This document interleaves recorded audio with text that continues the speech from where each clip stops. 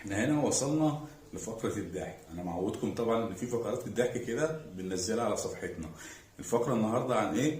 عن ايقونة نادي الزمالك عمرو الدرديري. تعالى نشوف عمرو الدرديري عمل ايه وقال ايه والرد بعدها. تخاف من ماتش بيراميدز ولا ماتش الاهلي؟ اخاف ولا بيراميدز ولا الاهلي؟ ما تخافش. لا خالص، عادي. ماتشات كوره عاديه جدا، وانا عندي يعني تصور الزمالك لو ما عرفش يكسب الماتشات دي يبقى ما يستحقش ياخد البطوله، عادي جدا، ما يزعلش الزملكاويه عندنا منطق.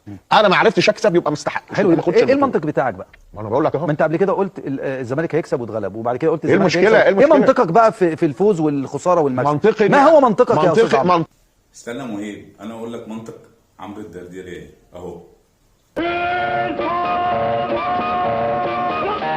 ما تقفلش، تعال نكمل باقي الكلام عشان الكلام اللي جاي مهم جدا.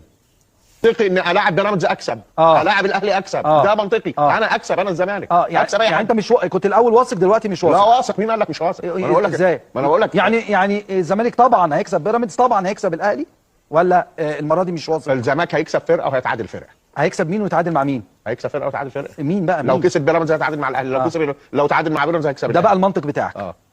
الراجل ده عبيط جدا. انت يا درديري فشخت المنطق.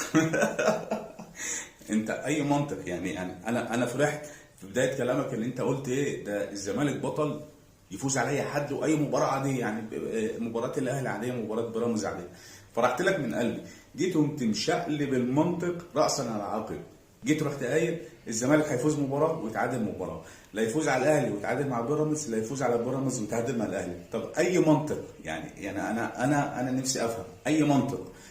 بص يا عزيزي الزملكاوي، انا فرق بيني وبينك كمشجع اهلاوي ان انا عندي يقين وعندي ثقه في فريقي ان هو لاخر رمق في البطوله قادر يفرحني حتى لو متعثر، لاخر ثانيه في المباراه قادر يفرحني حتى لو متعثر. ده يقين عند كل الاهلاويه. يعني انت اقعد جنب اي اهلاوي كده في مباراه حتى لو اهلي متعثر ما بيسيبش مباراه ويمشي، لا، عنده ايمان وعنده ثقه في فريقه ان هو لاخر ثانيه ممكن الاهلي يفوز ويفرحه. فهو ده الفرق بيني وبينك يا عزيزي الزملكاوي، ان انت ما عندكش ثقه، انت مش مصدق نفسك، انت مش مصدق فرقتك، انت مش مصدق لاعيبتك، انت عندك شك ان الزمالك لا استحاله ياخد بطوله الدوري، ياخدها من مين؟ من النادي الاهلي وبيراميدز.